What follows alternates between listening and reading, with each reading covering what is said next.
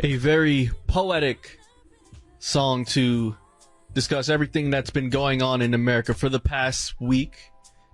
If you don't know, you should know. This is Solange with Mad, featuring Lil Wayne, of course, off of the critically acclaimed album A Seat at the Table, an album that really cemented Solange as not Beyonce's sister who beat up Jay-Z in the elevator. In the wasn't that the Met event bashing back in 2015, 16, I believe? Yeah, around that time. It was the leaked footage a couple months later. Of course, that classic leak footage that created three of the best albums from the Carter Knowles clan: A Seat at the Table, Lemonade, and 444. That elevator scene was probably one of the most pivotal things to happen in black music in the last decade. Absolutely. Very apropos song to what we're going to talk about this week. But before we get to that, welcome to Black Seinfeld. If you don't know, you should know. This is a show about nothing. Absolutely nothing. It's the one and only Trinidadian Panamanian Poppy Rude Boy, Top Gunner, Sakpanya Mada, a.k.a. We All Told You So, Giovanni Anglin. Hello, everyone. Yo, it's Bash, and this is recording live from Queens for a short period of time. I'm going back to LA next week. But Gio is in Brooklyn recording as well. What's going on, folks? What is going on? And before we get into everything that's been happening with us and in America, we'd just like to remind you all that this is a live show that we do here on 99.5 FM, WBAI New York for radio, but also this doubles as a podcast. And we just like to thank all of our listeners that continue to listen, because without you, we won't get ranked in all of our analytics, and we won't be ranked number one, and we won't be ranked in the top 20. So that's really good for us to keep seeing, because it means the show is growing. The show it's evolving. Y'all are sharing it. Y'all are listening to it. And we cannot thank you all enough. And if you don't know where you can listen to the podcast, it's available on all podcasting platforms such as Apple and Stitcher, Spotify. A lot of you all are listening to this on Pandora, on Audible. So please continue to listen to our podcast. BlackSeinfeld.com is under construction. Bastion is working on that, as well as the YouTube. But hey, don't worry. You can always follow us on our Instagram, Black Seinfeld NY, as well as our Twitter, Black Seinfeld NY. And hey, if you'd like to drop us any questions, comments, if you'd like to drop us any music, if you just want to say hi, please email us, blackseinfeldny@gmail.com. And from all of us here at Black Seinfeld, we'd just like to say thank you. Yes, sir. How are you, Bastion? What brings you back over to my city? Yeah, my city. Okay. All right. I'm back for one of my close friends' wedding. I want to give a quick shout out to my boy Amador and his wife Radia. They got married over the weekend, and, just wish many blessings for the happy couple. So I came back for the wedding, and, I'm chilling here for a couple more days before I head back home. And, the show doesn't stop, because we do this at 12 a.m. to 2 a.m. Unless, like, the wedding was today. That's when I wouldn't do the show. But, we still got to go do the show. That no is problem. True. Yes, we still have to do the show. We have to do the show, not for us, but for the fans. People enjoy the show. I don't know why, but y'all seem to enjoy the show. And since you enjoy the show, share this show, because we trying to sell out. Well, I'm still trying to sell out. I don't know. Bastion, do you still want to sell out? I think there is, like, terms of endearment. Like, how much money do you sell out for? Like, you can't sell out too big for like 10,000, but no. We could sell out pretty quickly for 100,000. Exactly. It has to be 6 and up figures, man. 6 and up figures immediately. Yeah. We could say no to like the $6,000. You got to do this advertisement for this Bitcoin or something, or for like a cryptocurrency or NFT. Like, 100. nah, like pay us that 300,000. I know you've been paying people. Like, if someone came up to us and say, hey, we'll give you 300,000 to do, a NFT for Black Seinfeld, I'll take it. We only got to promote it for one episode. We don't got to do it for a whole year, so it's all good. Did you hear the Eminem Snoop Dogg NFT song that they created last week? I heard it, but I don't remember it. Good. Good. It's one of those songs where you listen to, it's like, you need to listen to it a couple more times, but I wasn't paying attention. I was kind of disturbed. And I think it kind of, it's like what people are doing and I think Seth Green I saw was the first person to do this, noticeably on like the news media, is you own your NFT, right? And you could use it as a cartoon. So I think that's what they ended up doing in that music video, because they did have a music video where they're using their NFT as the a monkey cartoon thing, right? Yeah, so you're legally owning your NFT, so you could do whatever you want with it, like owning Mickey Mouse's rights, for example. Yeah. So yeah. And Seth Green is the one who created Family Guy, right? Yeah. No. Who's that? That's Seth MacFarlane. Shoot, I'm sorry. There's so many Seths. There's Seth Meyers. Seth Green there's Seth is Rogen. Seth Green, isn't he the one who was... Robot Chicken. There we go. My bad. Bad. He was Dr. Evil's kid in Austin Powers. That's Seth Green. He plays Chris on Family Guy. Yes. He is on Family Guy still. He plays Chris. Okay. Yeah. I get mixed up with all the Seths. There's Seth Rogen, Seth Meyers, Seth MacFarlane. Seth Green. Also he was on Buffy and Buffy the Vampire as well. That is an OG show right there. Shout out to Buffy the Vampire Slayer. So the OG, just in case you don't know, I'm pretty sure you watched CW11. No, it was a WB11 at the time. Yes. And I'm pretty sure you know that show. So. Oh, absolutely. Classic. Classic. I never watched it. I think I probably watched one episode, and Seth Green was in that episode. But what I've learned is if you own an NFT, you get to use it as like a cartoon, right? And I think that's corny as hell with the ugly apes. Yeah. But who cares? Pretty soon, Bastion, you're gonna start seeing NFT cartoons now, like as a cartoon show. It's gonna happen. I'm calling it now. I think we spoke about it earlier this year about the death of NFTs. They've lost value, but you will still have to, in my opinion, I think you would still have to follow the copyright laws if you want to do it. Maybe you have to do both. Maybe you have to own the NFT, but also have a copyright for it. Because somebody steals it one day, they could do whatever they, they want with that stolen NFT, and then they can make their own cartoon, and you'll feel disgruntled and angry. It's not Mickey Mouse, right? Yeah, it's definitely not Mickey Mouse. You're not Mickey Mouse yet. I mean, the ape, I don't think it has any shot of being the next Mickey Mouse. No. But, if Eminem wants to create the copyright for that particular ape and make a cartoon out of it, I don't see why not. I do think there's a lot of money being thrown at celebrities in order to bring it back to the forefront, so there's more hype, so those people could sell new mint coins and sell it for a high value to the next rich person until, lands to one of our listeners or us. We can't afford $1 million coins. That doesn't make any sense. And then you're just stuck with it. So we spoke about this earlier this year about the death of NFT, and It is embarrassing seeing childhood heroes continuously use NFTs, and it's just disgusting. But hey, they're getting the check. They don't care. I wouldn't care either if I was them. Yeah, I wouldn't care either. But I'm happy you're back, man. I'm happy you're back in New York. I'm happy you got to go to the wedding. Were you a groomsman by any chance? Yes, I was a groomsman. Shout out to my boy Amador again. Known him for definitely maybe 12, 14 years. So yeah. Yeah, it's weird that we're in that stage of our lives where friends are now getting married. I have a couple of friends that are getting married next year. I have one of my best friends ever who got married around COVID time in Florida, so I couldn't make it, unfortunately. But it's weird now being that age where I'm in my late 20s going on to the 30s, and everyone's getting married, people are settling down, and I'm now gotten to that age where my grandmother's like, all right, so when are you going to get me great grandchildren? I'm like, wait, what? You're already a grandmother. Why do you need great grandchildren? I'm cool for now, Grandma. I don't want any of this yet. We're almost at a recession. We got an inflation going on.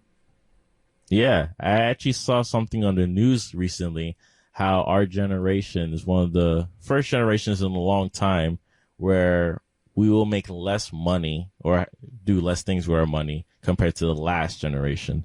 And us, me and Gio being millennials, and the generation before us just probably had a better way of living, Gen X. Just had a better standard of living in terms of how much money they could spend on with their annual paycheck. So Yeah, we're definitely in a different era. We can't just jump the gun to do certain things our parents could do at this certain age. We're all just chilling. It's kind of weird saying it out loud, but that's just the game right now. Yeah. And we have to adapt to it a little bit later on compared to early on. Yeah. But some people are in the game early, but not us. Yeah, no, not us. Now, are you getting pressured at all by your folks? Like, oh, Bastion, so when you gonna put a ring on it, or Bastion, when are you gonna give us some little Bastions? What's up? I think the most important pressure that should stop for like most parents is like when you're in college and you finish, like you got to stop pressuring me, about anything, because I do everything at my own rate. So no, I haven't gotten any weird pressure like that. Luckily I have very understanding family, so no one's like, I could barely afford to live in an apartment and own a car at the same time. Why would I add a plus one? Right. Yeah. So if you can't, as they say, like fix your chickens first, like why would you do anything else? It'll be ridiculous. So that's what I mean. It's like we live in a different time where our dollars is worth a lot less now. That is very true.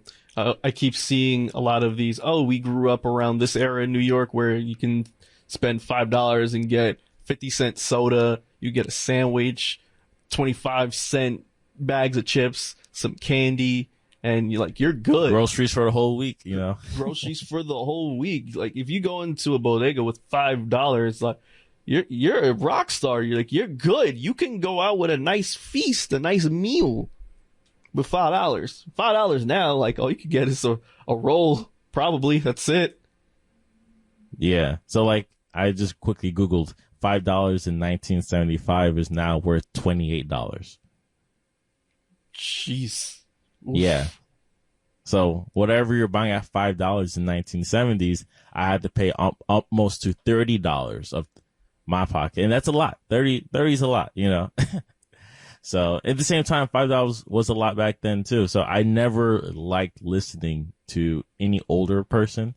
And this goes back to, I remember, from New York, when they were raising the fare to $2.75. And of course, us high schoolers were complaining about it, even though we got free Metro cards. The adults around us were really upset.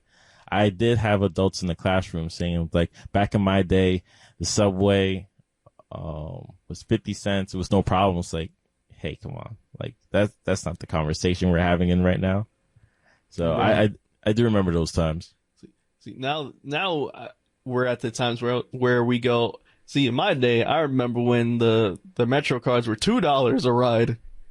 $2 a token. Yeah. I do remember as far back as $2. I do remember as far back as $2 as well. And I do remember the tokens too. We were the last era where we still saw tokens, but Metro cards were the new ways of a fare. Yeah. And I think it's for the best, So that's like New York history real quick. New York history. Now, that was a bit of New York history. We're going to get into some more New York history, but let's first talk about some United States history, because it's been an interesting past week here in America. A lot of us are, I'd say, ashamed to be here at the moment due to our wonderful justice system, our wonderful Supreme Courts. And I'd just like to start off by saying I'm not surprised at any of this happening. Kind of saw this coming. If you don't know, you all should know what's going on since most of our demographic listens to us are in America. But to all our UK listeners out there, because again, I checked them analytics. If you don't know what happened, last Friday, which was June 24th, the Supreme Court had a lot of different rulings on certain hot topics here in America. Let's start off very light first, right? Before we get into the major issues. How about let's start off with the Second Amendment gun rights, because this does affect us here in New York, Bastion. It also may affect you here over in California as well. It may affect a lot of the states that carry strict gun laws, right? So what happened was the New York strict gun laws were overturned 6-3, places restriction on concealed handgun outside of the home. a run in New York gun laws, and states are restricted on the type of rules that can create about, what the heck did I write? So basically, hold on. So basically, the Supreme Court, they overturned the century-long New York gun laws that was strict. Basically, not everyone in New York can carry guns, right? It was hard for you to carry a concealed weapon and it be legal here in New York. That's why we have a lot of illegal guns around the city. But that law was in place for over a century, and now it's been overturned by the Supreme Court justices, and it's been outvoted 6-3. Who are the 6? You know, all the conservatives. And everyone in the city, rightfully so, weren't panicked, but they were in shock. And the Supreme Court said that this was a violation of the Second Amendment, which is your right to carry concealed weapons. Yeah, and just recently, I think just today, Stephen Bayer, who actually is retiring, made a quote saying, "Many states have tried to address some of the dangers of gun violence, just described by passing laws that limit in various ways who may purchase, carry, or use firearms in different kinds. The court today severely burdened states' efforts to do so." And to pretty much what this law dictates is how restricted the state can be in terms of what you could do with your weapon. So the whole thing about New York is concealment, right? You can't really go outside with your gun like that. There's a lot of rules that you have to go through. It takes a long time to accept those rules. I think even like police officers, it takes like 5-10 years for them to actually own a gun in their homes. Is that right, Gio? Well, the thing is with officers, when they retire, right? Mm-hmm. You have to get like a note saying that it is okay to conceal weapons in your home. Mm-hmm. So you can have guns in the house because you're an officer. That's fine. No, but like not your first 5 years. I think after your first 5 years, then you could do whatever you want. Oh, I'm not sure about that one. But I know when you retire, like you can't really carry guns, and if you want to carry guns, you have to have this form sign saying, "Hey, it is okay. Family members know that you have guns carried in the house after your service." Interesting, because that reminded me of a case I knew about called District of Columbia versus Heller, which was in 2008. It was a case in which the court found a Washington, D.C. law strictly regulating gun ownership to be unconstitutional. And the case was about one of the police officers who wanted to own a gun, but they denied him the first time around, and he brought it to the Supreme Court. So that rule kind of overruled D.C.'s strict laws on owning a gun in your home. Mm-hmm. So the whole thing is pretty much more of like, what can you do with the weapon? Like you can make rules on like, oh, you can't, you can be 21 owning a weapon, but it doesn't mean like you can't own this gun. It's like, that's what is getting really, really shifty with the amendment. Mm-hmm. And the courthouses are very interesting. Like just reading up on these cases, especially like DC versus Heller, how the first court would interpret the Second Amendment as it's mostly focused on militias, right? Mostly focused on like if you're part of the army or you're part of something bigger than the police force. But then when you get hired to the court, they have like a way bigger open interpretation saying like, oh yeah, it just means about like concealment. It's like you're allowed to conceal it. It's your right to protect yourself. Just adding more to the law than like what's pretty much there for face value. Because as you continue reading it, it's like right to bear arms in terms of like a group context. That's the way I understood it back in high school when I actually read it the first time. Mm-hmm. So I thought it has to do with like, more of a militant things. Like for example, if I will use this as a historical context, the Black Panther in a way, it was a kind of could be ratified as a militia, right? Yes. Hence they had the right to bear arms and walk around and watch a police officer do their job 15 feet away, making sure that they don't do anything above what they're supposed to do. of course, that's kind of what started all these gun rights and gun limitation and all these gun rules was because of those particular incidents that was happening in California. Correct. So this is just an overhaul of just like history, and it has to do with Black Panther, and I had to explain that. I think that's the most important part. There is a very interesting podcast with NPR called I'll give you the name in a second, but they definitely discuss all those rights and even the stories on exactly how gun rights were pretty much involved and how the NRA was also involved as well. Yes. And the podcast is called More Perfect. Yes. Now, New York is the main state to focus on, but also not really, because they're also focusing on blue states with stricter gun laws as well. So it's pertaining to even you bashing over in California, which also has a strict gun law. I think what's also interesting about what you were saying when it comes to the interpretation of how we interpret these amendments is also it does fall into your political alignment almost, right? Because hey, this ruling was 6 out of 3, and unfortunately, majority 6 out of 9, 6-3.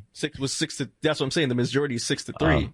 Oh, okay. So the majority of our judicial system right now are conservatives. So when I saw that happen, I was like, okay, basically they're just flexing their muscles right now, just making sure that they let America know, yes, although the Senate and the House are Democratic rule, we're still out here, we're making our presence known, and we're out here changing some ish up.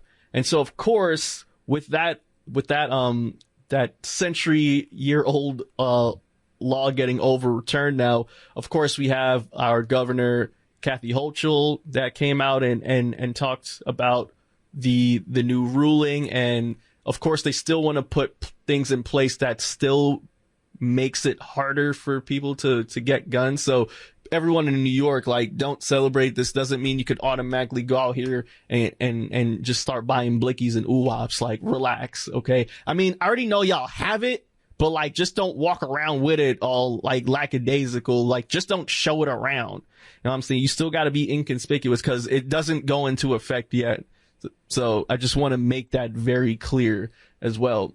And she is still putting in places where, there could be maybe restrictive areas, like, okay, you can't carry your gun on the MTA because that's just a disaster waiting to happen.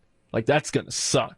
Or no firearms in heavily crowded areas such as stadiums, movie theaters, stuff like that. So hey, hopefully we'll see how this goes. Right now, I know that the Democrats have chosen Kathy Hochul to be the representative to run for governor later on this year in November.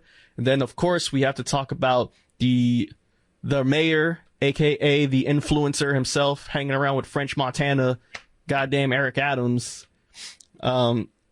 Of course, Eric Adams is always quotable, and he's saying, "Hey, we will not stand for this. New York is not going to be the Wild Wild West again." I mean, it's sort of Wild Wild West out here now, Eric Adams. Let's be clear. The city's going to ish right now. This is slowly turning back to the 70s. That's what all the OGs keep saying.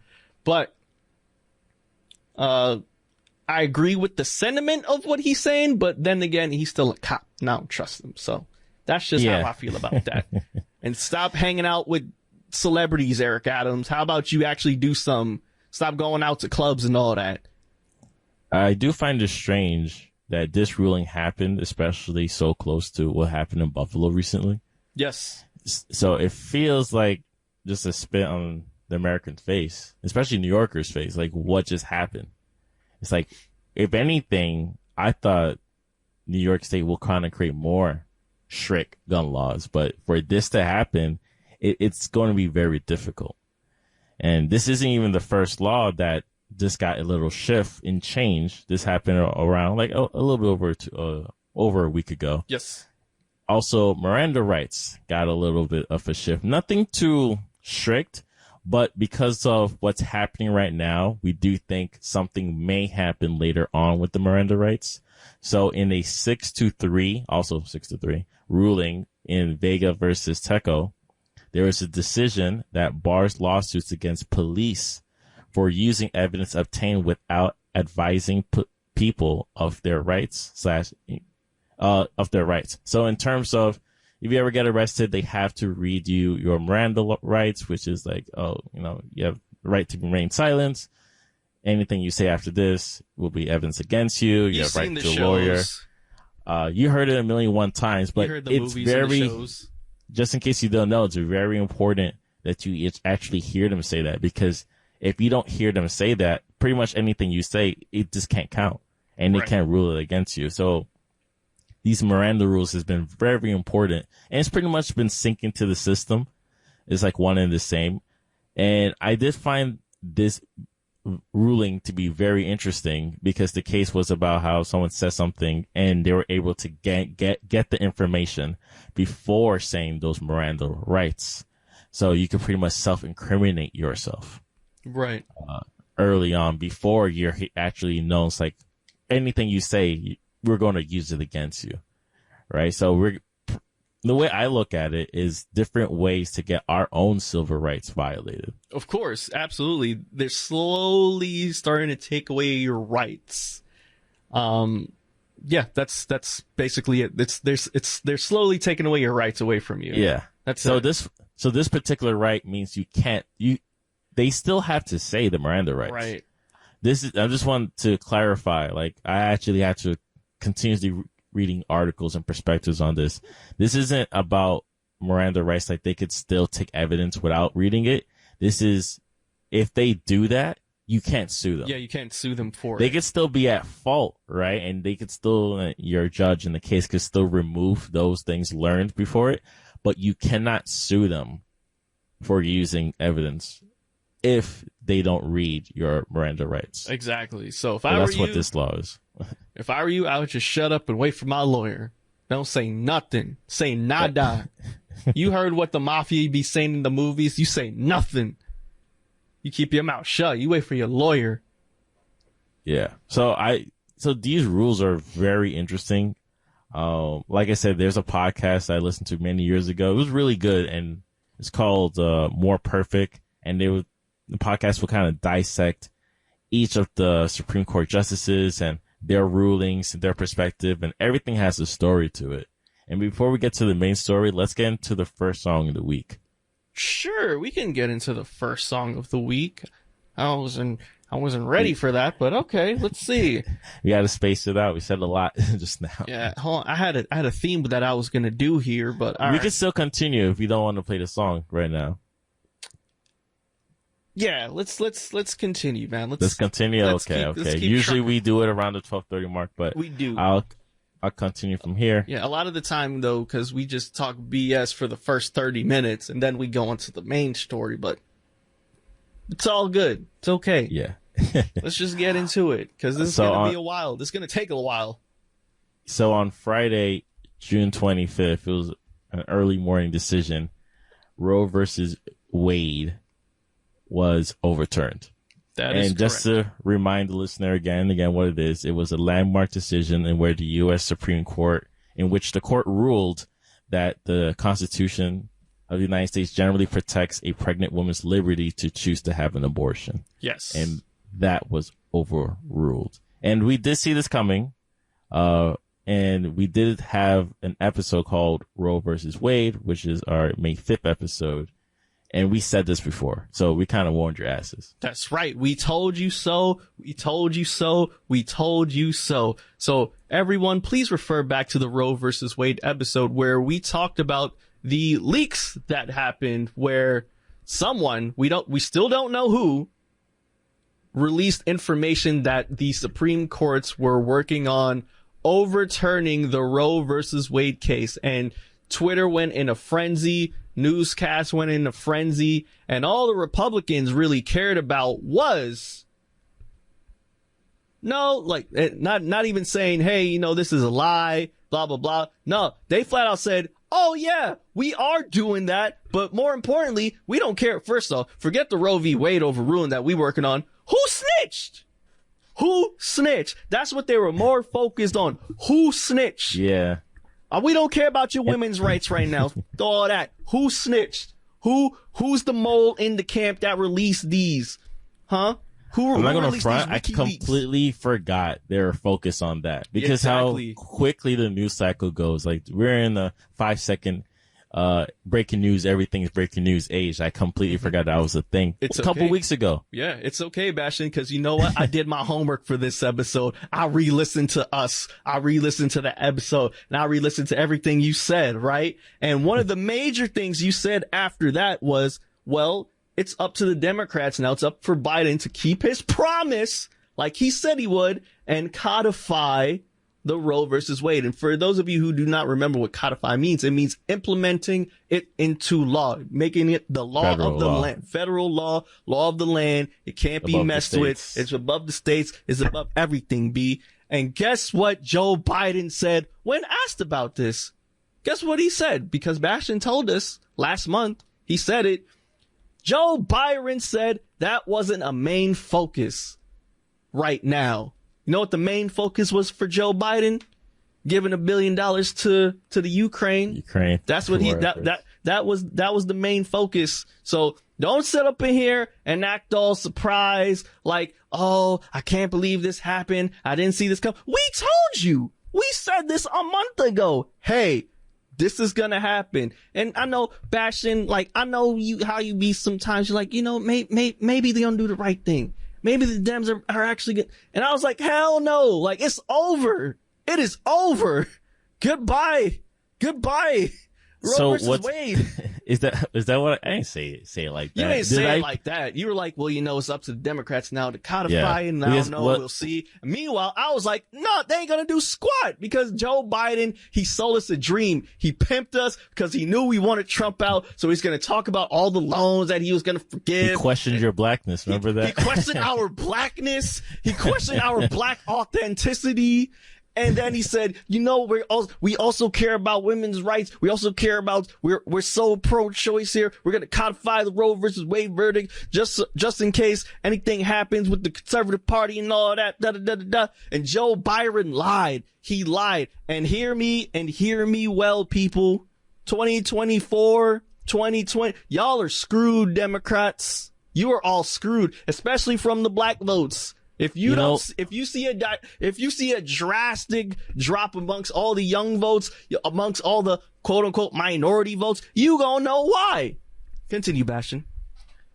So I try not to be nihilistic about politics. That's why I'm here. That's why I'm here. Give you how it is, not how it was, how it is. I always look at the positivity. Of course, there's a lot of things Biden can do, but this ain't Shawshank. I don't think he'll have the power to do so.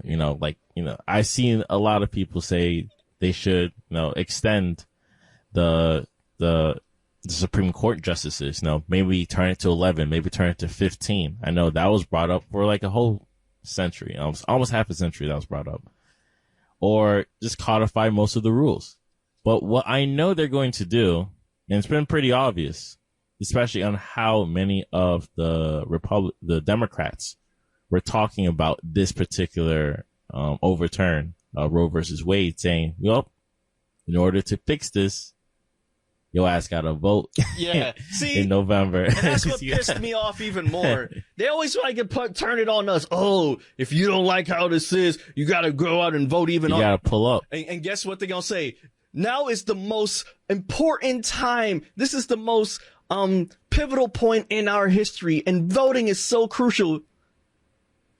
Question: did y'all say that back in 2020? Did y'all say that back in 2020? Oh, this election is the most important election there is, and you have to vote. You gonna say it? Guarantee you, Bash. They're gonna say it again, just like how they did 2016, just like how they did 2012, just like how they did in 2008. This is the most important election of our time, and it's up to y'all to vote. Nah, man, we done with y'all.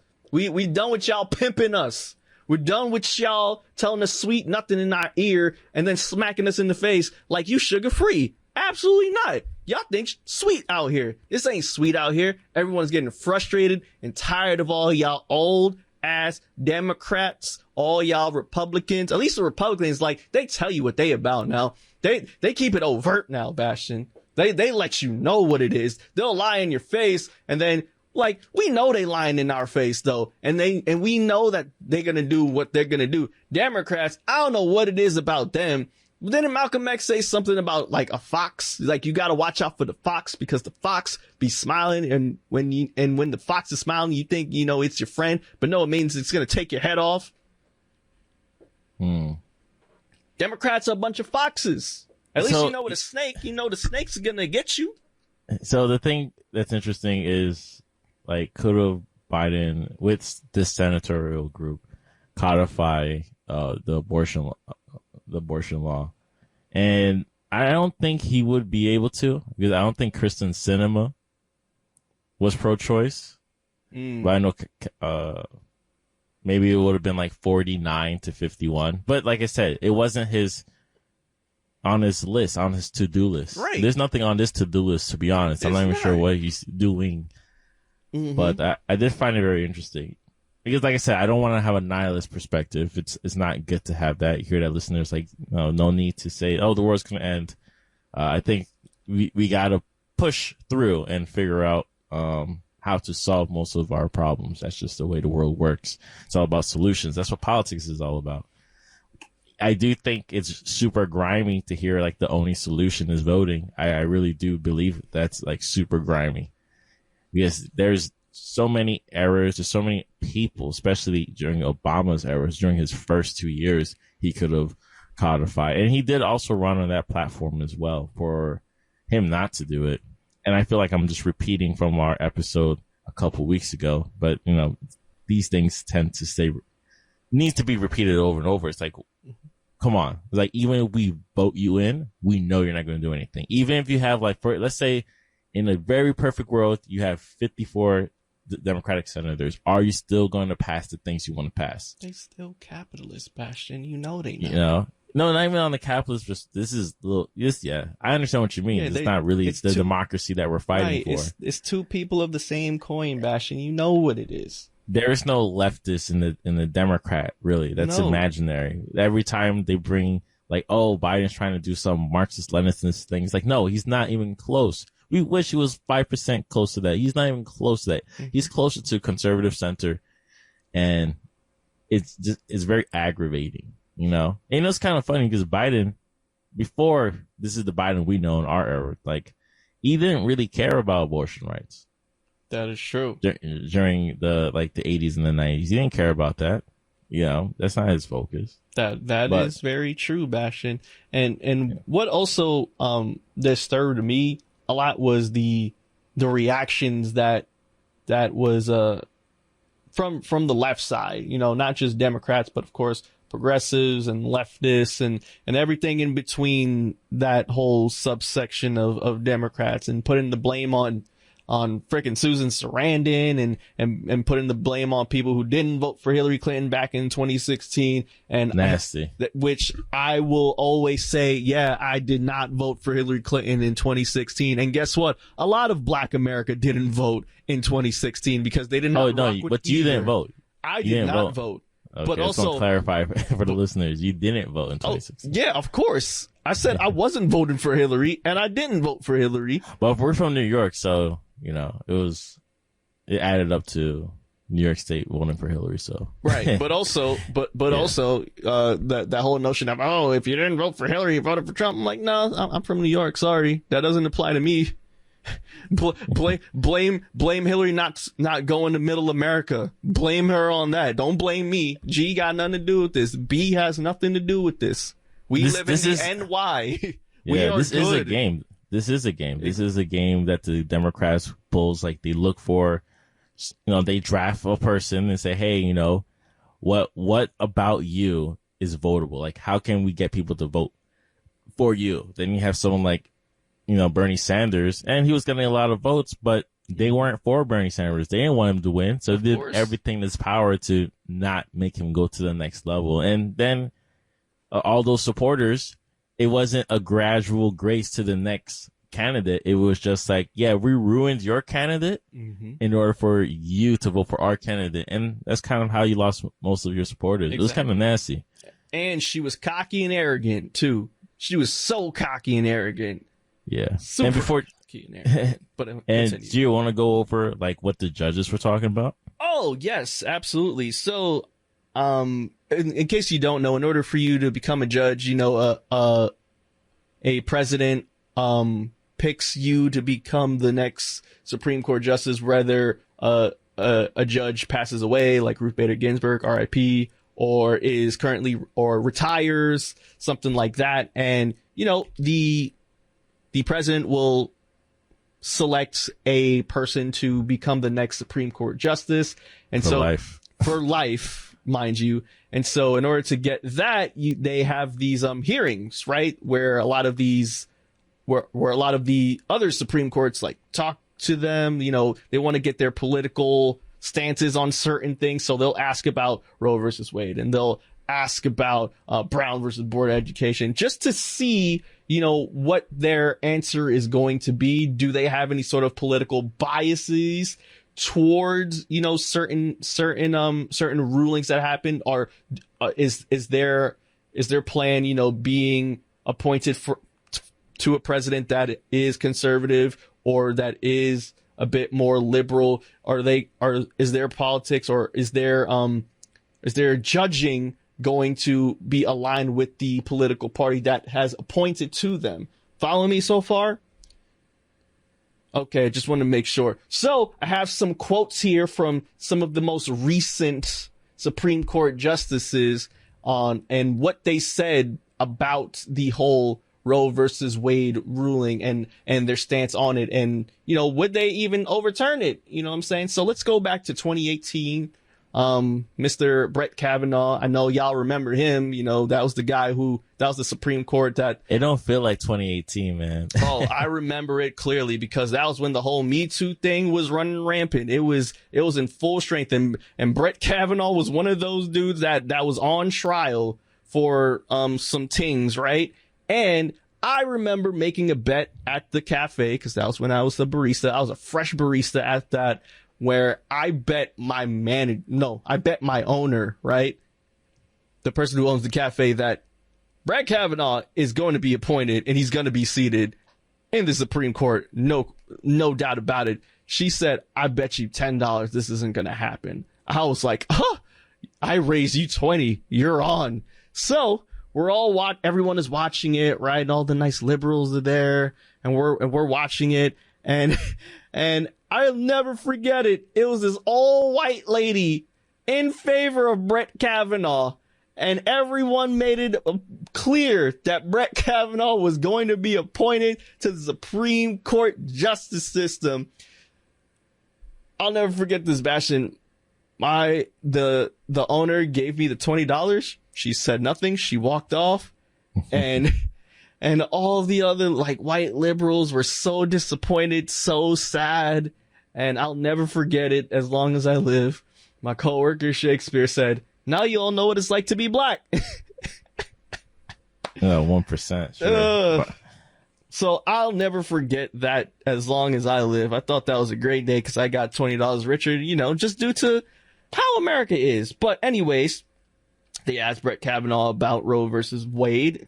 And initially, this is what he said back in 2018. He said, Brett Kavanaugh does not get to pick and choose which Supreme Court precedents that he gets to follow. He follows them all. You know, Roe versus Wade is an important precedent that has been reaffirmed many times, meaning, Bastion, that I think it was reaffirmed 3 times, like 2 extra times after.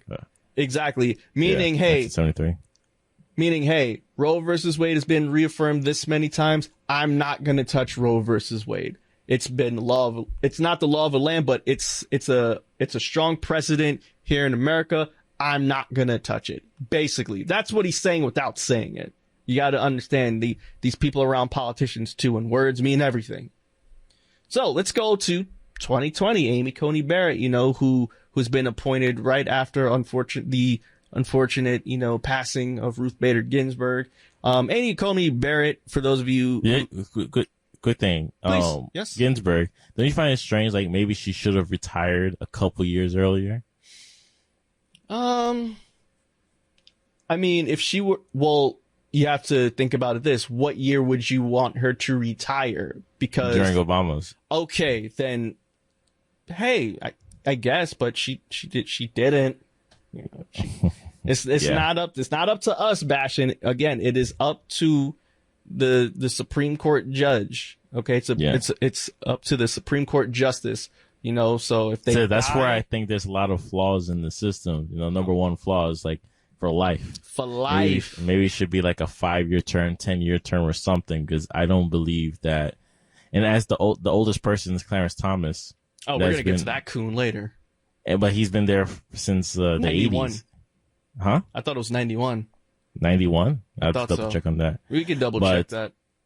But he's the oldest one there. We're gonna get into that. And it's like one kitty dip. We're gonna get into that coon later. But anyways, Amy Coney Barrett, who has 1991. See, I know my politics, dog. But anyways, let's get back to Amy Coney Barrett, who had no real experience in this field at all. She didn't really focus on this kind of law when it comes to this system. But anyways, this is what Amy Coney Barrett had to say back in 2020 during, the height of the Rona and all that stuff. Roe versus Wade is not a super precedent.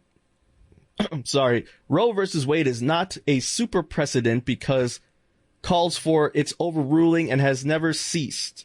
But that does not mean Roe should be overruled. It means it doesn't fall on the small handful of cases like Marbury versus Madison and Brown versus Board of Education that no one questions anymore. Basically, no one questions Roe versus Wade anymore, and I'm not either. That's what she's trying to say. But I swear to you, I wrote it verbatim. This is how she said it. So if it sounds like I'm stumbling, it's because I'm trying to make it make sense. But basically, Amy Coney Barrett saying, similar to Brown versus Board of Education or Marbury versus Madison, that hasn't been questioned anymore. Roe versus Wade has not been questioned anymore. And so it's sort of like the super precedent in America that isn't really, no one's trying to overturn it, or she wouldn't try to overturn it. Now let's go back to 2017 with Neil Gorsuch, who he doesn't really say he wouldn't do anything about it, but he says this. Once the case is settled, that adds the determinacy of the law. What was once a hotly contested issue is no longer a hotly contested issue. We move forward. That's all he said. So basically, hey, it's been talked about a lot. It's been talked about all the time. Nothing has happened. It's over. Let's move on to something else. That's what he said. He didn't say he wouldn't overturn it, though. He did not say that. So that was Justice Neil Gorsuch back in 2017. And so a lot of those things have been brought back up because with the ruling of Roe versus Wade, it shows that these three in particular have voted to overturn that ruling of Roe v. Wade. Now, Clarence Thomas, there's a whole bunch to say about Clarence Thomas. Clarence Thomas back in 1991 said that he was indifferent, impartial to the Roe versus Wade thing, and it wasn't the main focus. It wasn't the main topic to discuss at the moment back in 1991. But with Clarence Thomas, Bastian, I feel like, we don't have to look any further. I think we found the coon of the year, the coon of this decade, the coon of the century. It is going to be, yes, one, Clarence Thomas. And yeah, that's just how I feel about Clarence Thomas. I can't really curse on here because we're still doing radio. But Clarence Thomas, he's definitely the coon of the year, coon of the century, coon of the past decade. It is Clarence Thomas, Bastian. No doubt about it. Uncle Ruckus is smiling right now from sea to shining sea as we speak. And Clarence Thomas actually wrote in his opinion that the Supreme Court should consider Griswold, Lawrence, and Obergefell the rulings that are now protecting like contraception, same-sex marriages, and same-sex relationship. And I did find that like very scary and also very telling. Him out of all people, that's like I said, he's been there the longest since 1991. And for him to say after the ruling, the 6-3 ruling, to say, yeah, we're also going at all these other ones. Mm-hmm. It is scary. And, you know, something small as the Miranda rights are now starting to get larger, like gay rights and contraception. It's basically, Bastion, they're trying to turn back the clock to the olden days, Bastion. It's honestly very weird, and it's very scary. I'm not going to lie. This is the first time where, you know, me living in New York, we should be fine, but, you know, I feel for all the other states who, you know, have progressive cities and progressive town, like, you know, Austin, Texas. You know, I know Texas is a notorious like red state, but, you know, it has liberal cities like Austin. Austin is like booming, and it's very progressive over in Austin, but like also, you know, getting more expensive. Of course, that's, you know, that's what happens. But, you know, it's very concerning for the people who live in those bigger cities over in the South and maybe middle America as well. It is very concerning. It's sort of like going back into, you know, a DeLorean and going back in time to, you know, the quote unquote the good old days. It's weird. I don't want to be in this simulation anymore. This is what Atlanta was warning us about. And, you know, it's just kind of weird why they removed the ruling, but I always tell Gio, it's like most of these things are just starting from white supremacist rhetoric, right? Mm-hmm. Most of these ideas in terms of like contraception and removing same-sex marriage and, you know, abortion. It's like, what does this have to do with people to the point where you feel obligated? Like every essence in your conservative life, like we have to save, you know, 1-week-old children. Like they're not anything yet. You're just making up things now. You're going up and above the science in order to fit your own, you know, narrative. And the narrative should just keep pushing and pushing. And it's getting very disturbing. And we are in this kind of post-Trump era. But it did feel, and this is how like the liberal America thought the world was going. It's like everybody's more focused, more liberal, that we wouldn't be going backwards. But guess what? We're going backwards right now. Absolutely. And the protest is cool and all, but you might need to take it to the next level with these demonstrations. What? Bastion is actually agreeing with me now? Because I remember saying, I know y'all gonna start protesting, and guess what? This isn't a freaking Full House episode where, you know, they're gonna have a change of heart at the end of the episode and have on the sappy music. Hell nah. This ain't one of those shows, all right? They're gonna do what they do because to them, it's about control. It's about power. You feel me? It's about all of that, okay? And y'all just scream and talk about, oh my God, we're pro women, and nah, dog. That, trust me. Hey, I'm pro choice as well. But guess what? That just screaming it outside of the courthouses ain't gonna do anything. It's not. So, they're not gonna care. So the way I look at it is, what Democrat could do right now is just focus on codifying all the things that Clarence Thomas said that they should reconsider looking into. I think that right now is the most important part, is to look down the future and making sure that the next ruling doesn't rule like, oh, like no one's obligated to have contraception. Like we're not going to protect those. And just letting people know Plan B is not contraception at all. It's not the same thing. But that's very important. Like they have to codify these next laws like immediately, because you don't know what's going to happen in the election cycle this November. We could lose 2, we could lose 4, we could lose 6, we could gain 2. Great. But trying to force and codify everything now, especially like by the summer, I think it's very important, and it should move fast. Real quick. Mark my words. Democrats are screwed. They're screwed. They have to move really quick. Like I said, it's like what's going on with the Roe versus Wade. It's important, but it's like, all right, now in order to fix that, you have to fix the next things immediately, and then you'll probably have to find a way to get back into that. It's really difficult how these laws work, man. Yeah, Absolutely. And just to make it apparent, it doesn't mean that abortion is legal federally. It's allowing the states to write the rights to whether they want abortion to be legal or illegal in their state. And so a lot of the conservative states like, Texas and Georgia and all that. I actually have a list of the trigger ban states. Oh, do you? Yes. Read them off. So, hey, if you're a Black Seinfeld listener and you live in these states, take heed, be careful. You know what I'm saying? Yeah, let them know, Bash, and read them off. So before I say that, let me just explain what the trigger bans are. Some states, now all the states are equal, right? Some states have their own punishments, and like some states punish doctors who perform abortions, depending on the state, could be between like 2 years, or they could get even max 10 years for performing those abortions. And some state, they could even fine a doctor, like $10,000 or even up to $100,000 just for being caught doing an abortion. And each state, like I said, has their own rules for exceptions. So it could be an abortion to save the mother's life, or if the pregnancy was due to the result of rape or incest. Some states are okay for an exception. Some states say no exception. So these states are the ones that have a sort of trigger law.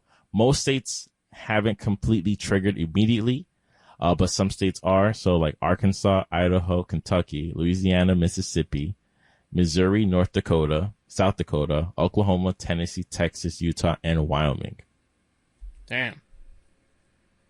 So yeah, these states already have some sort of law ready and set up in order, once it was overturned, it'll be good to go. And I forget what state, but a couple judges kind of stopped the procedure from happening.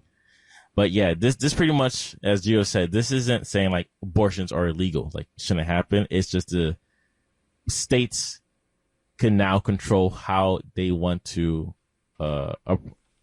continue with abortions. Like, do they want more laws on it protecting women, or do they just do not care? Mm-hmm. Well, well, Bastion, I'm surprised Florida isn't on this list too. Yeah, I'm surprised that Florida isn't on that list yet. Maybe they will be, but we'll see. I don't think it would. I don't think so. I hope not. Disney better block it or something. I don't know. Disney better work your freaking Disney magic on that, Mickey. But Bastion, I'd like to talk about, why do we think this Roe versus Wade ruling has been overturned? Like, what is the bigger picture here, Bastion? And we're not getting to conspiracy theories or anything, because I mean they sort of outright said it now. I mean, it's no secret. Okay. Donald Trump over in Illinois had the Save America rally back on the 25th, 2022, and there was a Congresswoman, Representative Mary Miller, who went on stage, to talk. Trump is right behind her, and she said, on behalf of the MAGA patriots in America, she wanted to thank Trump for the historic victory for white life in the Supreme Court. That's right, people.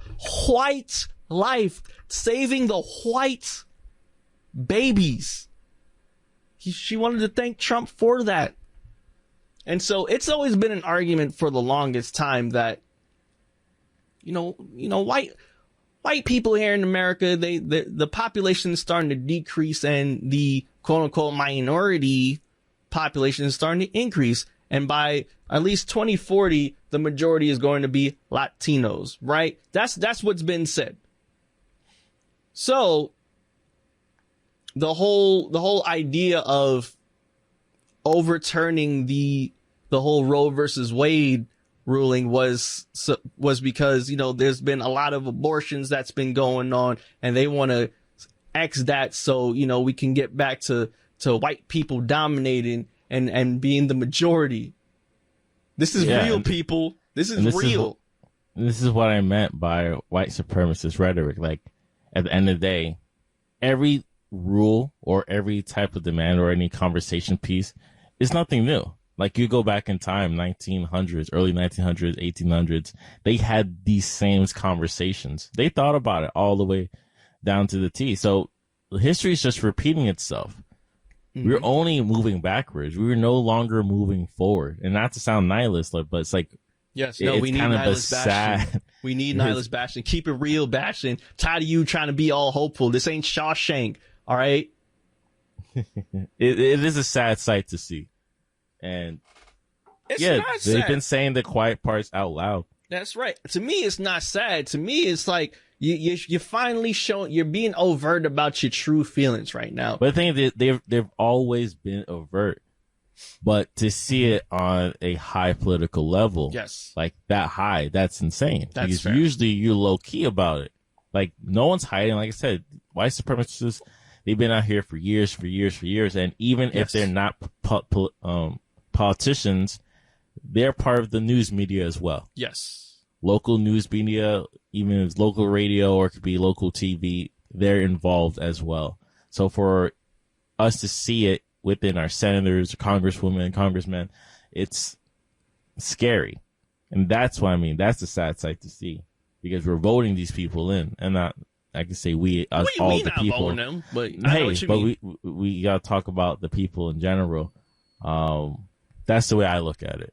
So the best thing we could do is not vote them in. But at the same time, even if we don't vote them in, it seems like we like to play the do nothing game.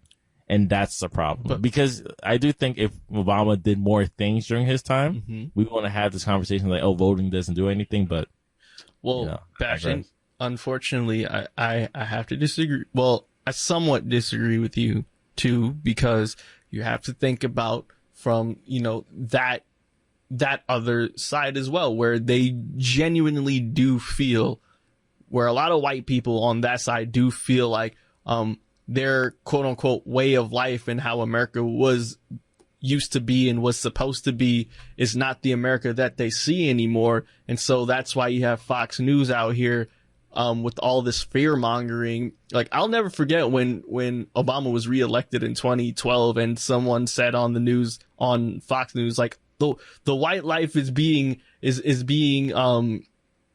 if you're white in America, you should be afraid right now because our way of life is not what it used to be, and blah, blah, blah, and Obama's going to do X, Y, and Z. And so the whole reason why we had Trump is it's not Obama's fault that Trump happened, but with the election of Obama and, you saw a lot of that black excellence era and black everything and what a privilege it is to be black happening. You started to see a lot of backlash going along. You started to see a lot more police brutality. You started to see a lot more extremists. You started to see a lot more mass shootings and all that stuff happened under the cloak of Obama. You know what I'm saying? Yeah, and I do think and because of that came, Trump's who acknowledged the white people that were afraid and called Obama a Muslim and all that other stuff and called him a terrorist and, hence the whole MAGA slogan, make America great again. That's how the marketing. the genius of it, man. He knows what he was doing with that. Yeah. And I don't want to dive too much into Trump. But yeah, I like I said, they've been saying the quiet parts out loud. And this is kind of the cause and effect. And nothing is hidden. This is just pieces of history. They're ripping it from the 1920s and just putting it in 2020. That's pretty much all we're doing right now. So yeah. That being said, that's what more can we talk about? Like I said, my only absolute the things they need to do is codify everything else immediately, because it's going to be a tougher battle if the court rules all these other things left and right, just keeps removing them. Right. It's going to be a difficult, long battle. Talking about 20 years to fix everything up. Question. So, yeah. Do you think, right? I need you to be honest here.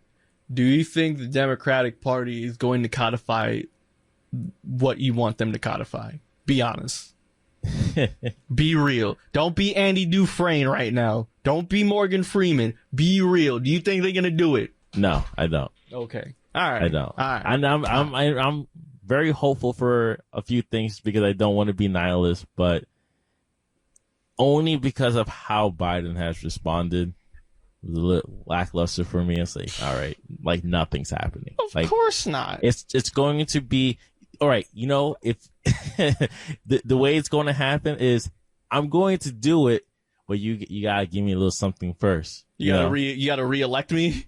Yeah. Oh, you gotta, no, Oh, not reelect. That's a little too deep. That's like 2 years from now. Right. You gotta elect my friends. Oh, go suck your mother. Screw your friends. So like the Senate, the Congress people, that's who they're going to kind of like, hey, we just need more and we could do everything that you want us to do. I don't believe it. I don't believe you. That's the game I'm looking at, right? That's the game. Like, hey, if I was a politician, I wouldn't even give it to you unless I get something out of you. And what can I get out of you? A couple more Senate seats. Votes. More votes. Exactly. It's disgusting. I know this game is nasty, but that's the game. I need a couple more votes and maybe I'll consider codifying. House of Cards got it right the first time, damn it. This is basically House of Cards.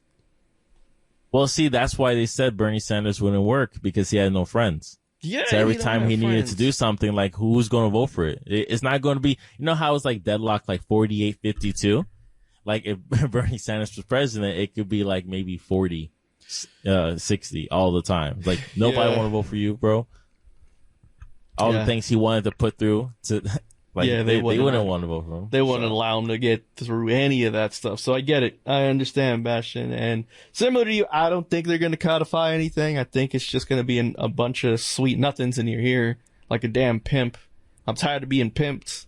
I ain't going to vote for y'all no more. I don't rock with y'all. I'm saying that. Me. I don't rock with y'all no more.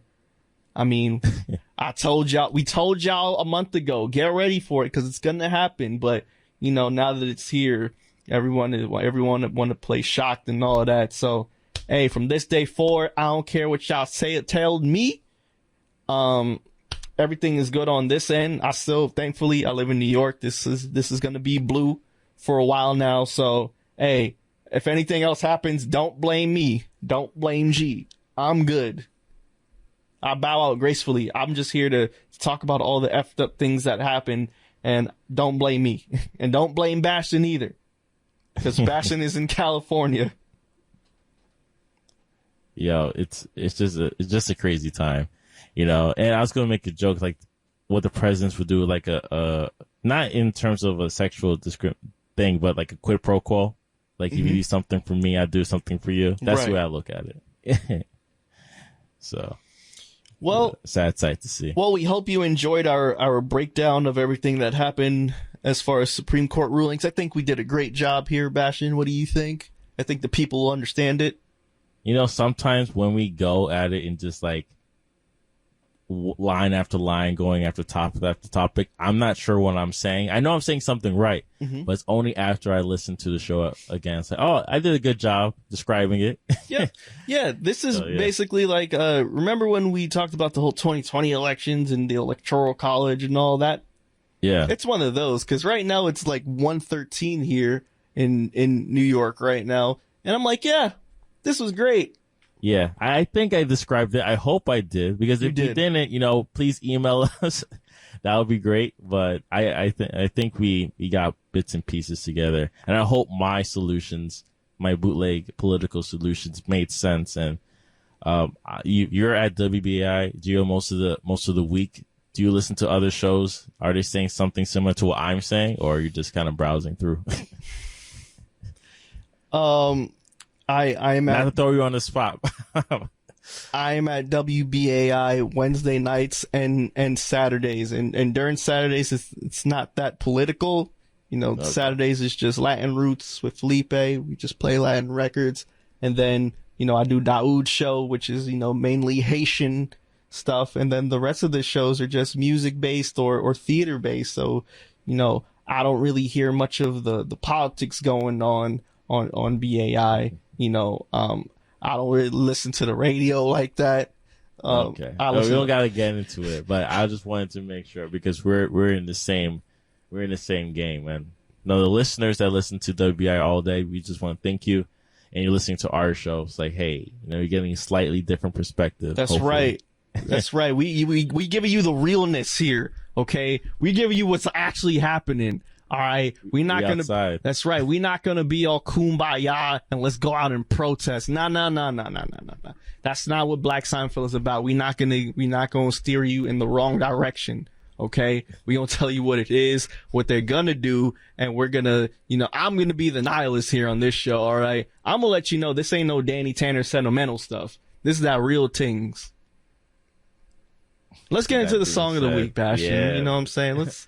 What you got playing? What record is next? Well, the record I wanted to play was from the one and the only, the coveted Thames with Higher. And this is the acoustic version. 2020 she had her little EP, but she did a recent live version of that song for Genius, and I wanted to play that song because it's more impactful. You get the feels more, and I think it relates to what we talked about today. So that's why I want to play Thames. This is Higher. Acoustic version. Welcome back to Black Seinfeld. That was Thames with Higher. Bastion, what did you feel about the song? Did you like it? Oh, beautiful song. Wonderful song. Shout out to Thames, one of the most prominent artists that we have right now. Not only in Afrobeats, but just in music. She's great. You always hear her on some Drake records, some Future records, Brent Faiyaz records. And I just love her voice. It's just so sweet and sultry and soulful. I believe her last EP was in my top 5 of 2021. Please give Thames a listen. What, If Orange Was a Place? If Orange Was a Place, yes. Please give Thames a listen. Check her out on all DSP's digital platform services. Digital service platforms. That's what DSP stands for. Sorry, it's been a long day, stressful day. Word. All right, Bastion. Now it's time to let's brighten up the mood, man. We talked about all the sad stuff going on. Now it's time. Let's actually have some fun here, Bastion. Obi-Wan Kenobi, Star Wars story. And this is straight up spoilers, people. So if you haven't finished episode 6, just this is where you end. That's right. Listening to Black Seinfeld, but we're going to discuss Obi-Wan Kenobi for the rest of the show. 6-episode series, weekly series that came out every Wednesday for the past 6 weeks. Well, 5 weeks because 2 episodes came out first. But I was excited initially when Kenobi was announced, because I wanted to see what Kenobi would be up to. What story would they be telling on Kenobi? Right? So, in watching the series, Bastion, I honestly have to tell you, within the 6 episodes that we saw, I don't hate the series of Kenobi. I just didn't like it that much, except for the final 2 episodes that brought everything together so well. It balanced out the 4-episode BS that we had to watch. That is how I feel initially. The reason why I feel this way is because one of the main characters in the tale, I felt like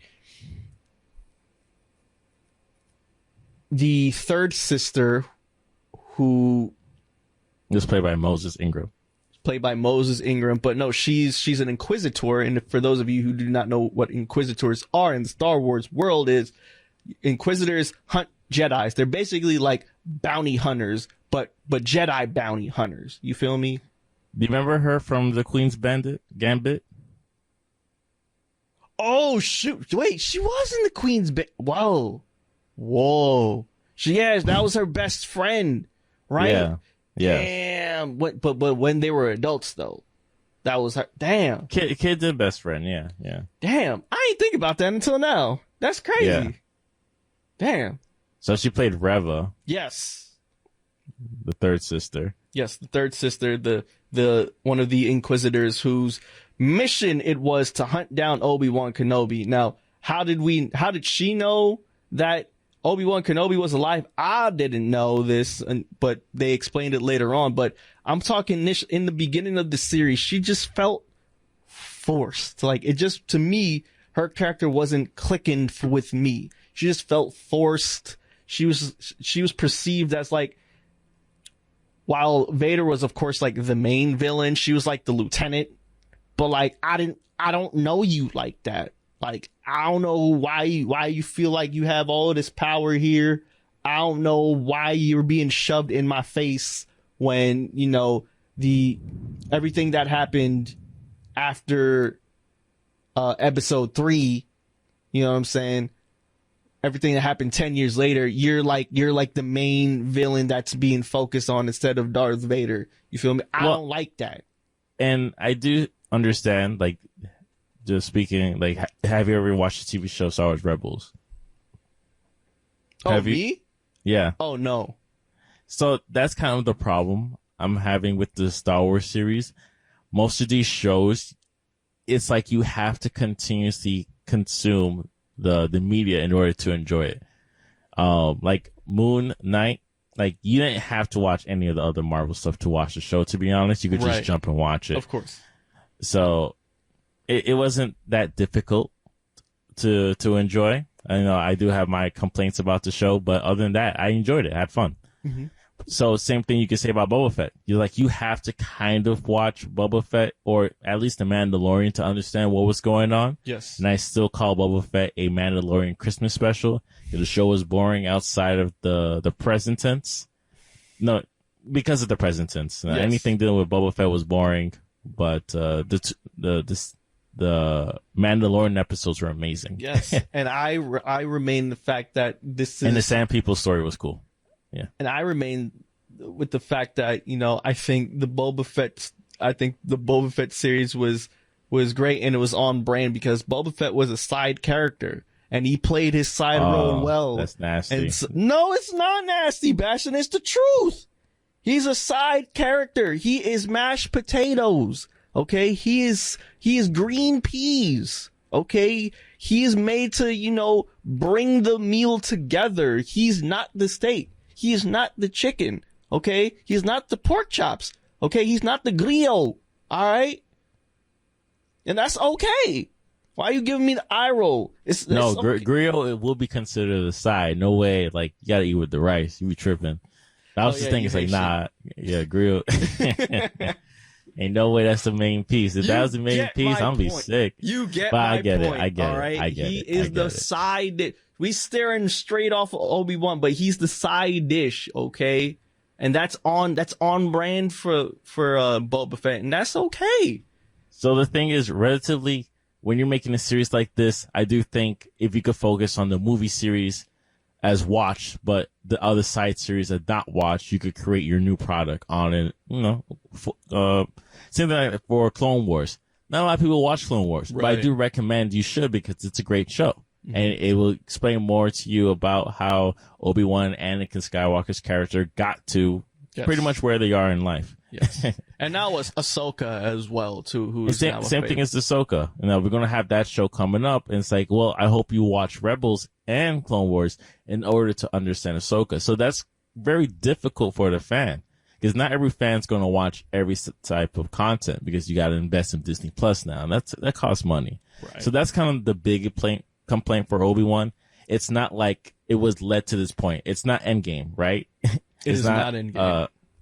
It's not, what's the first Avengers? Infinity War. Infinity War. Yeah, Infinity War, we told you, it's like, yo, you gotta watch everything. You got a couple years to, you know, catch up, but, to pay money for this.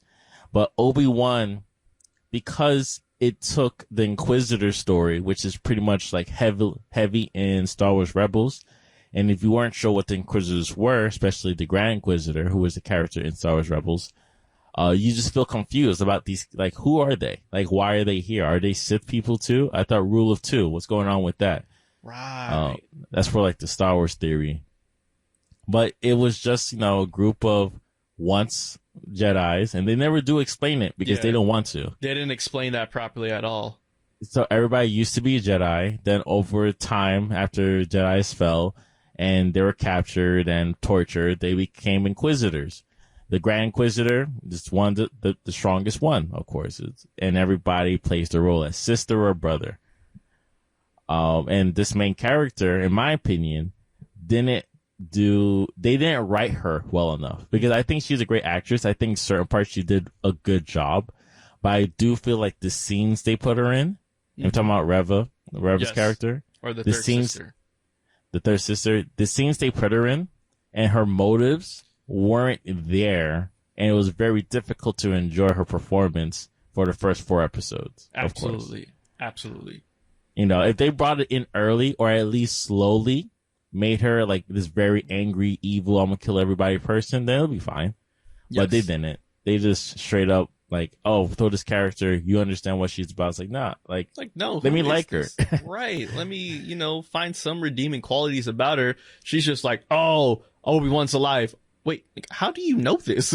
No. Like the whole Obi-Wan's life is the thing about Inquisitors, but it's not like we gotta look for Obi-Wan. That's the weird thing. But she was obsessed with like, nah, we gotta find Obi-Wan, because he's like the strongest master. Yeah, that was her character trait. Like, oh, we gotta find Obi-Wan, and then all the older brother and sister Inquisitors were like, no, stop with this little farce of a dream you have. Let's focus on this dude right here that we have now. No, let's go get Obi-Wan.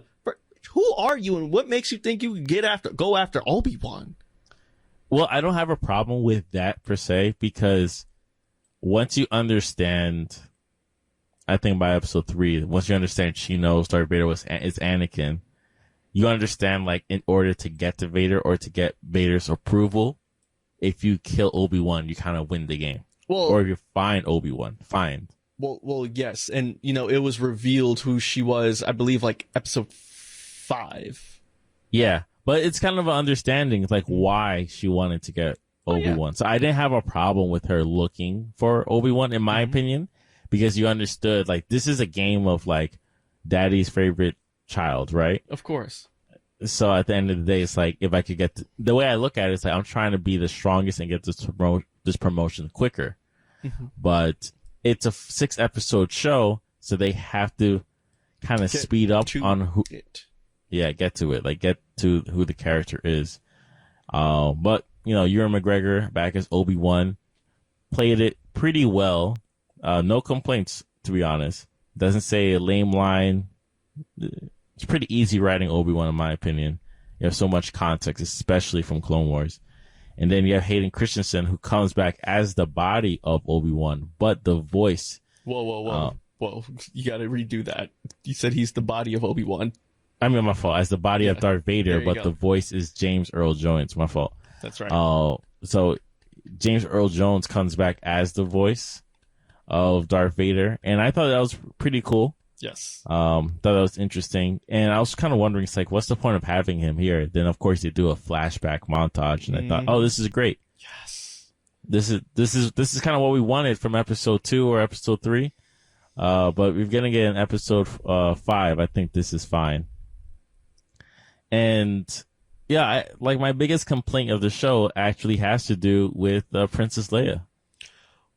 I mean, all right, be nice. She was a kid. She's a baby. And listen, I understand. I'm with you on this. Okay, let me give you some positives of Princess Leia's performance, right? She's very cute. That's about it.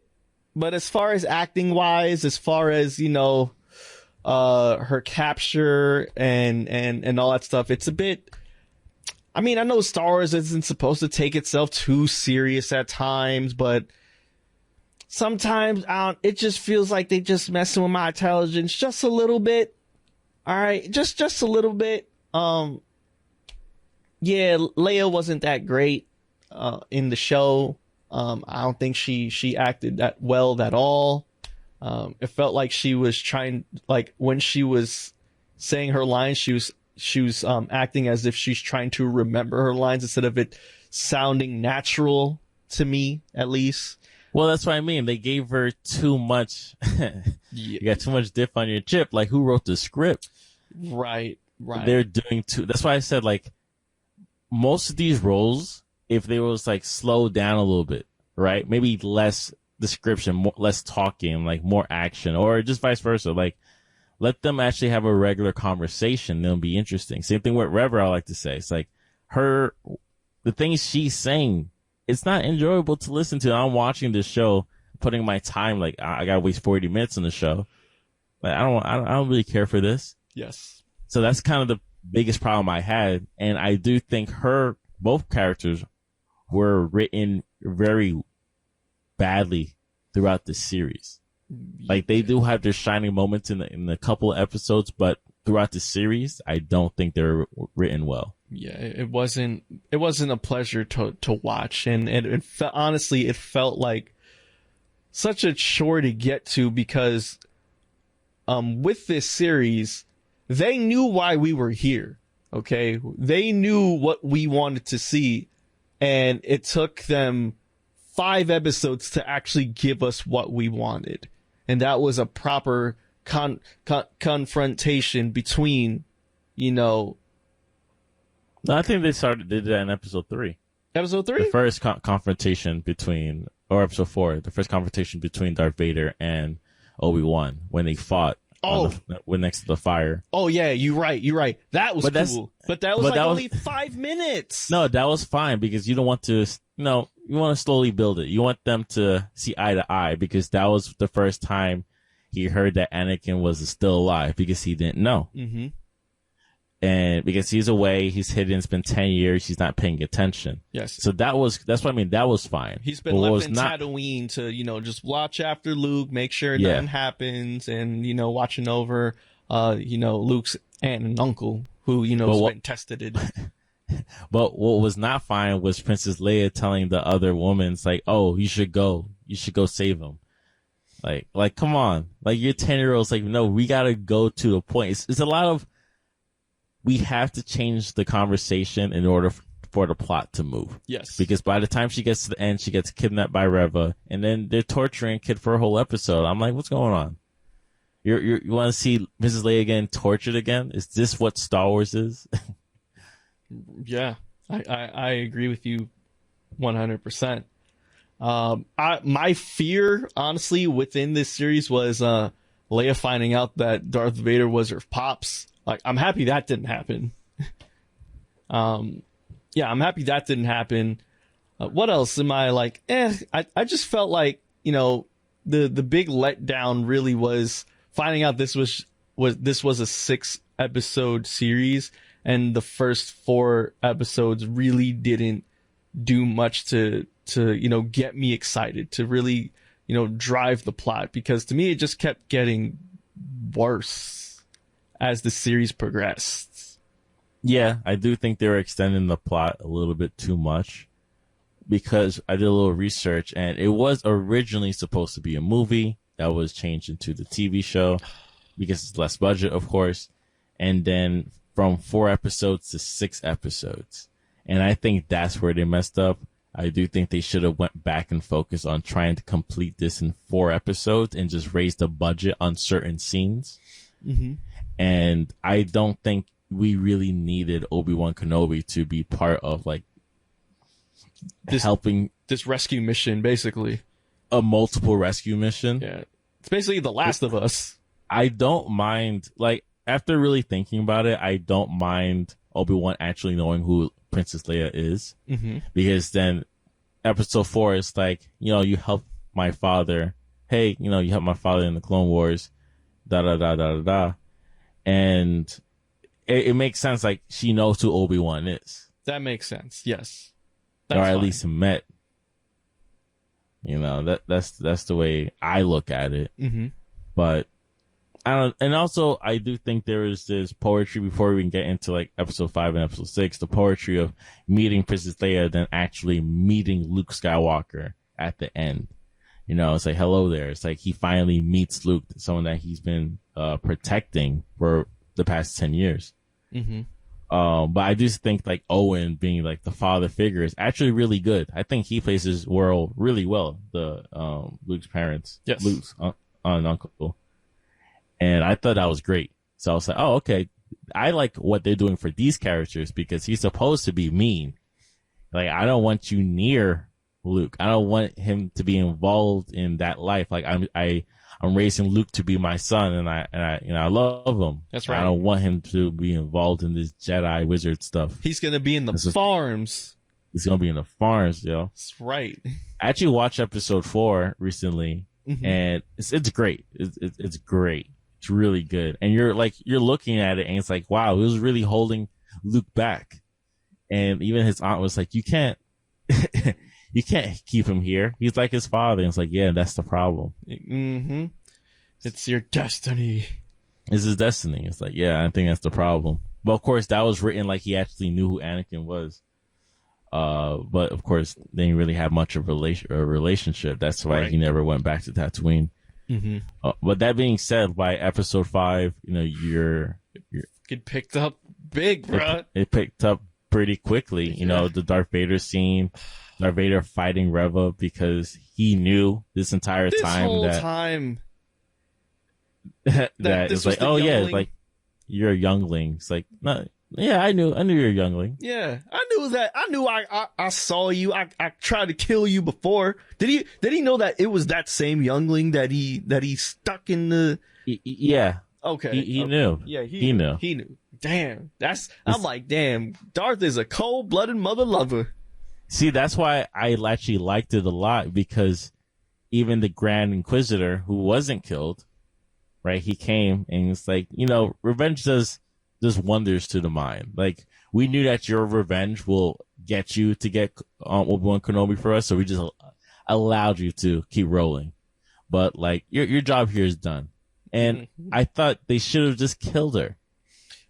See, I thought, without the context of episode 6, when, Darth stuck her again with the lightsaber, I thought it was very apropos, it's full circle, and like, that's the end of her, right? So I was like, oh, damn, actually, with this character now, it all makes sense. Yeah. But when I saw her ass back in episode 6, I'm like, what are you doing here? I liked you. I like you now. Go away.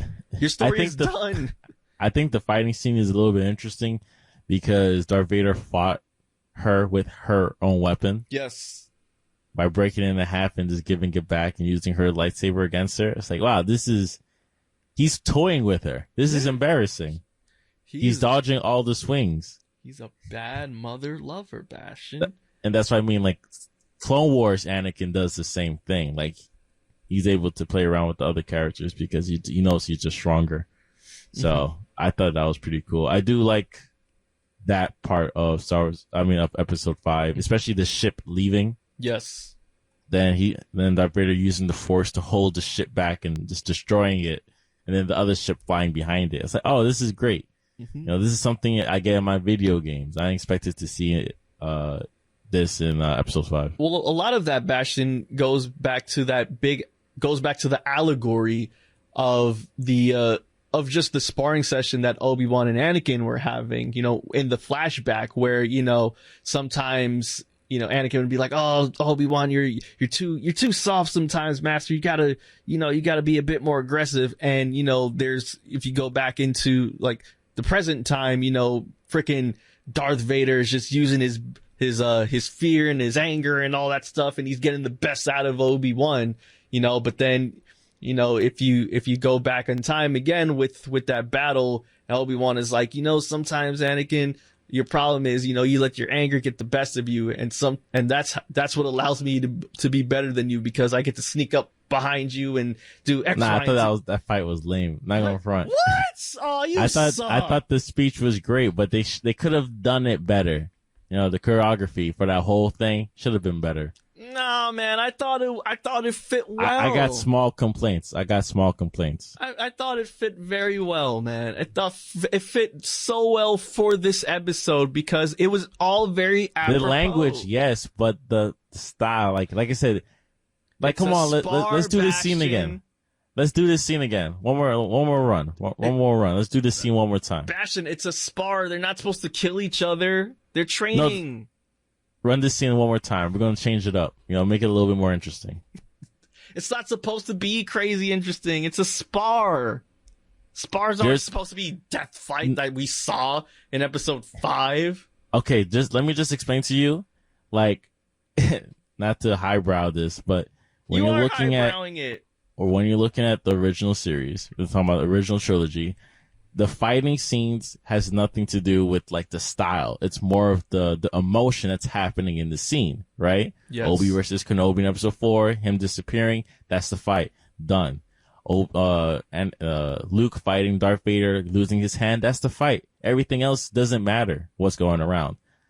And then, of course, vice versa, Luke beating Darth Vader, that's the scene. This is in a small room, but it's not episode 3 when they're jumping over lava. That's too much, all right? I just want a little bit. I just want a little bit scene for that flashback. That's why I said it's like it could have been a little bit better. Just a little bit. The whole this fight's not over. Boom. It's like, come on, like you lost. That's it. Like he should have done it better. He should have done it.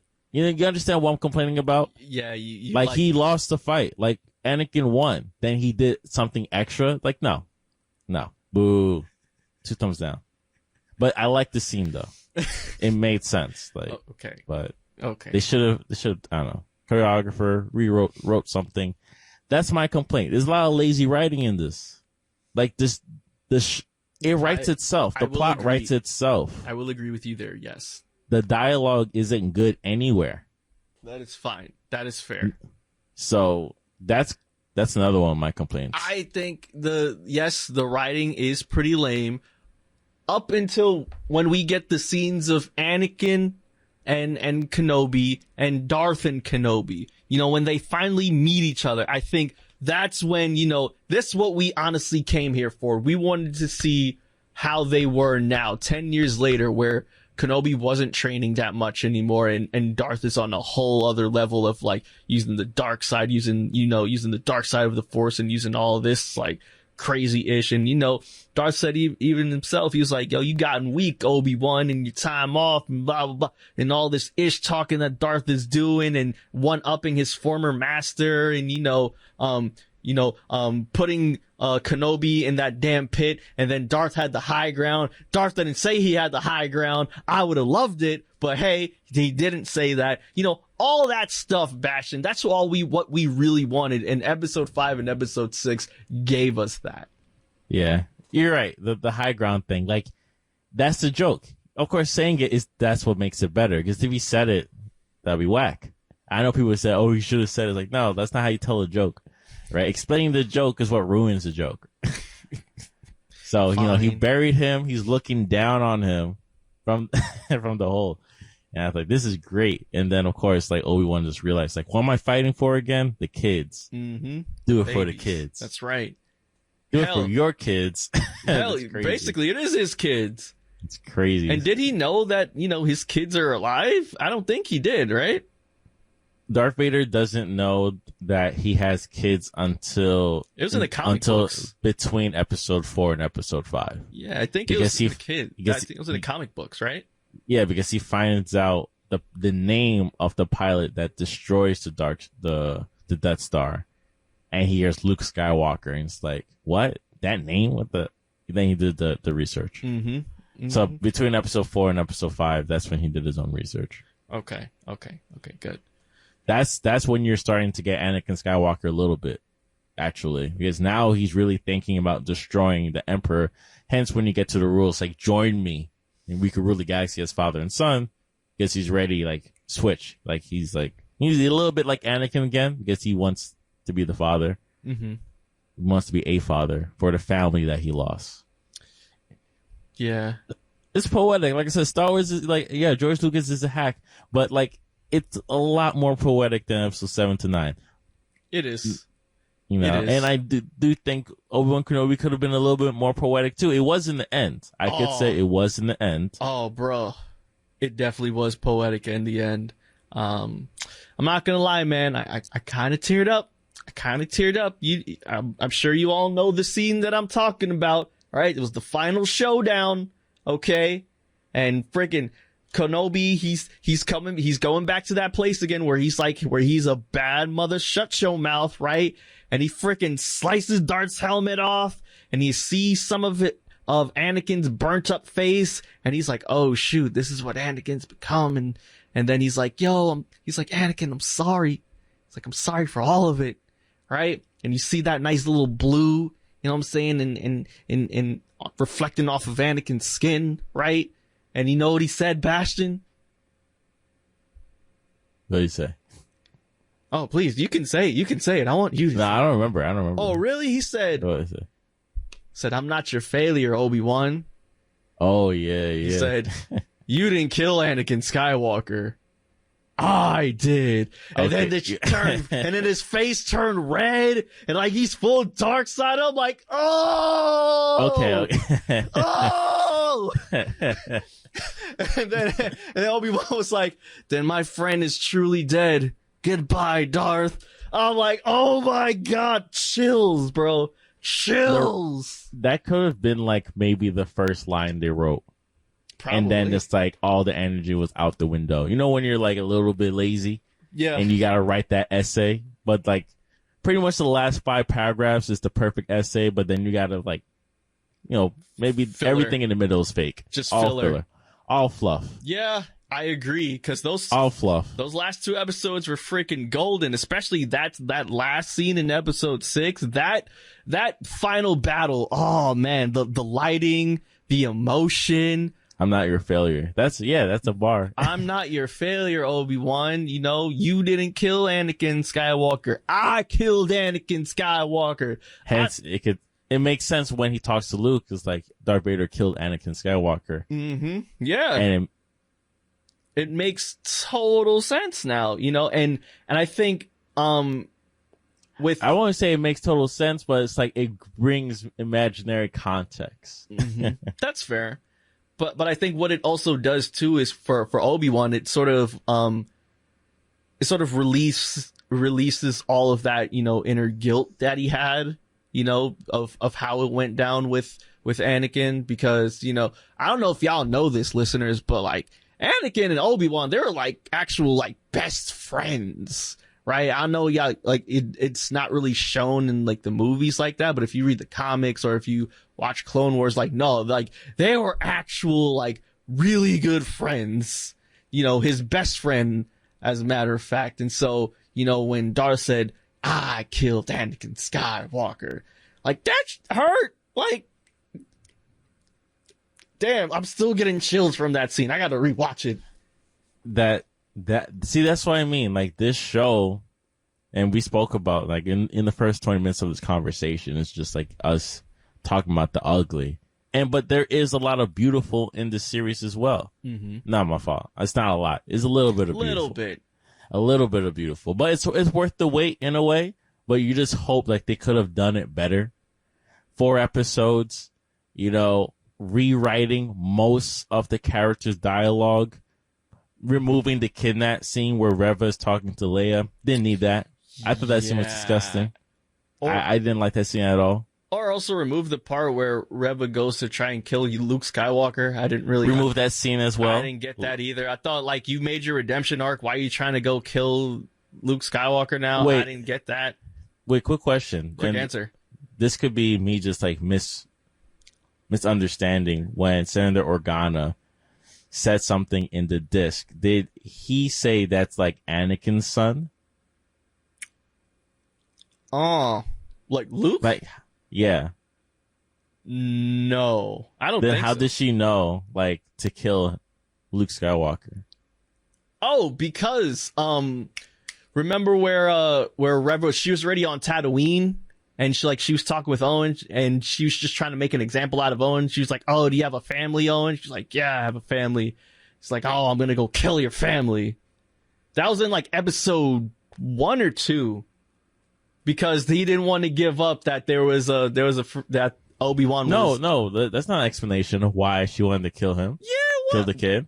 Well, that's all I remember. I remember that, but I don't know if she knew that Leia and Luke were brothers. I don't know. No, that's what I mean. The Senator Organa says something again. It's like, if you can't protect the boy, I will. So I'll meet you in Tatooine. I don't remember, to be honest. Okay. Sorry.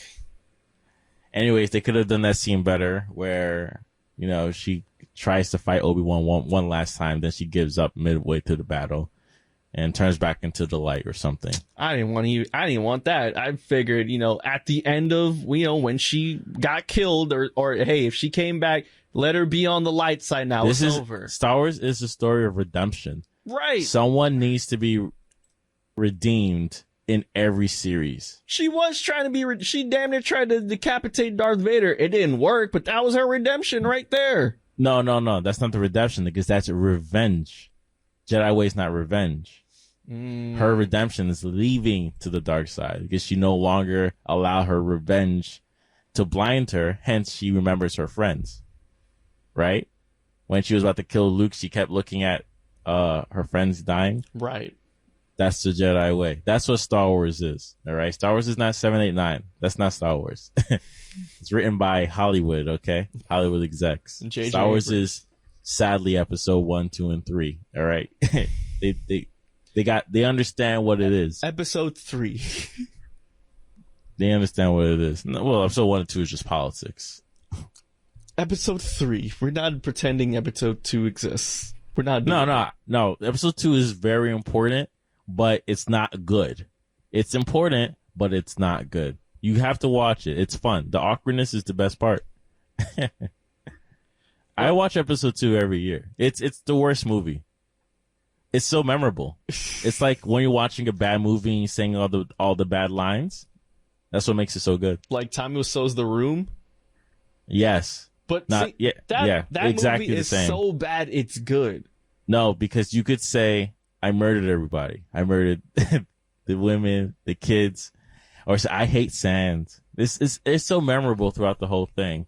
It's like now strong and he gets 2 lightsabers. Boom. Loses immediately. Yeah, come on, man. I guess you're right. But it's very memorable. It's like, I got death sticks. I could go over the whole movie with you right now. no, thank you. Bash. It's not good. It's not good, but it's my favorite bad movie that I watch. I can't watch episode 9. That's a terrible movie. Should not be watched again. But I could watch episode 2. It's bad, but it's also funny. Can you rewatch episode 8? No, I can't. I only watched it 3 times, and that's it. So, man, I watched episode 7 like 100 times already. It's fun. It's great.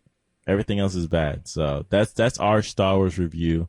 I give Obi-Wan Kenobi a 6 out of 10.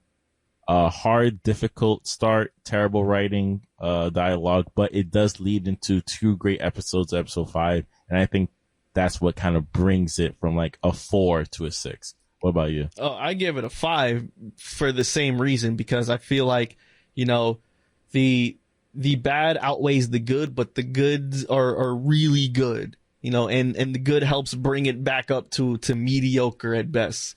Honestly, if I were y'all, I would just skip the first 4 episodes, just go straight into 5 and 6, and you'll enjoy this. You'll enjoy it because you don't really miss much. Like, you don't really care about the one character who's like the mole in the Empire. I forgot who the hell she was, but like, she's like a mole in the Empire, and she helps gets Obi-Wan in to save Leia. I forgot her name. I don't really care about O'Shea Jackson Jr. is in it. Like, he was all right for the 2 episodes he was in, but other than that, so Tala. Yeah, her. Tala, yeah, her. But yeah, other than that,